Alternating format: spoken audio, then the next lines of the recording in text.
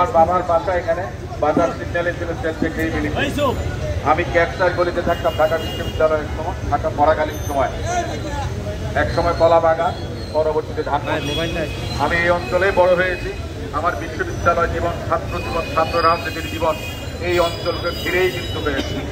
আপনাদের সঙ্গে ছাত্র থাকাকালীন আমি মিছিল করেছি আপনাদের সঙ্গে। তৎকালীন ফ্যাসিস্ট হাসিনা সরকারের বিরুদ্ধে আমরা আন্দোলন করেছিলাম।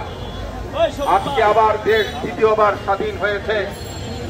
আমি আমার বক্তব্যের শুরুতে আমি শ্রদ্ধার সঙ্গে স্মরণ করছি যে সকল ছাত্র ভাইয়েরা, জনতা, আমাদের দলের নেতাকর্মীরা, অন্যান্য আন্দোলনকামী দলের নেতাকর্মীরা নিহত হয়েছেন, শহীদ হয়েছেন।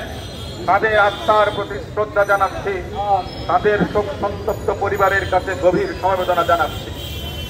যেই আত্মদান দিয়েছেন আবু সাইদ, যেই আত্মদান দিয়েছেন মুক্ত, আমাদের দলের 48 জন নেতাকর্মী প্রাণ হারিয়েছেন, নৃশংস হত্যাকাণ্ডের শিকার হয়েছেন, অনেকে পঙ্গু হয়েছেন, অনেকে চোখ হারিয়েছেন, অনেকে হাত পা হারিয়েছেন।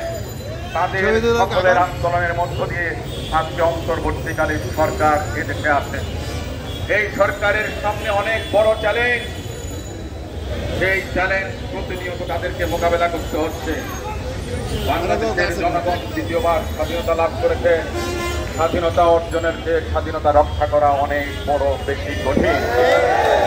আমি আমার দলের নেতাকর্মীদের উদ্দেশ্যে বলতে চাই, অনুরোধ করে বলতে চাই, আপনারা এমন কোনো আচরণ করবেন না যাতে বাংলাদেশের সাধারণ মানুষ, ব্যবসায়ী সমাজ, পেশাজীবী, বুদ্ধিজীবী, সাংবাদিক, আইনজীবী, বিশ্ববিদ্যালয়ের শিক্ষক, স্কুল কলেজের শিক্ষক, কারো মধ্যে আমাদের মতো আমাদের বিরুদ্ধে বিরূপ প্রতিক্রিয়া বা আমাদের সম্পর্কে খারাপ ধারণা না হয়। আমরা এই সরকারকে সহযোগিতা করব। আমাদের দলনেত্রী দেশনেত্রী বেগম খালেদা জিয়া সেই মেসেজ দিয়েছেন।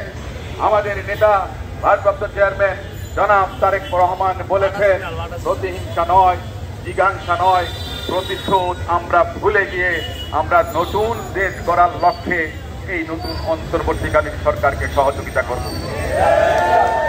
আমি এই এলাকাতে অনেক মার্কেট আছে।